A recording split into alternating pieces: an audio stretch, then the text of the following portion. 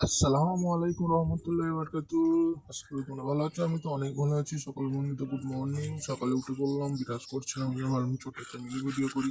ঘুম থেকে উঠে দেখছি মা কাপড় চোপড়, আমাকে বলছে কাপড় চোপড় কাচতে হবে। আমি বলছি না। এসে দেখছি কলের ধারে মা জামা কাপড় কাচ্ছে। আমি মাকে অনেকবার মানা করলাম, মা তুমি কেচো না, আমি কেচে দেবো, নাহলে দিদিকে ফোন করে বলবো আসতে, দিদি কেচে দেবে। তখন মা শোনে না। আমি বললাম ঠিক আছে, মাকে বললাম তাহলে তুমি কাছো, আমি ধুয়ে দেবো। মা বললো না বাপ, তোকে দিতে হবে না, আমি কিছু নেবো। আমি বলছি না। যে মাকে ভালোবাসো সেই ভিডিওটা তুমি দেখবি। মা ছাড়া জীবনে কেউ নেই। মা সুখ দুঃখে পাশে থাকে। ছেলের কিছু হলে মা সহ্য করতে পারে না। এটাই বাস্তব। পৃথিবীতে বন্ধু বানাবে, গার্লফ্রেন্ড বানাবে, বিয়ে করবে। হ্যাঁ মানছি, বিয়ের পর বউটা সাথ দেবে, কিন্তু অতটা সাথ দেয় না যতটা মা দেয়।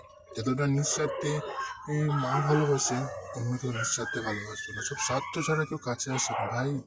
এই জন্য বলি, মাকে ভালোবাসো, মার বিপদ আপদে পাশে থাকো, মাকে সাহায্য করো, কোনো কাজে হেল্প করো। কোনো কাজে ছোট নেই ভাই। মা পারছে না, মাকে হেল্প করো।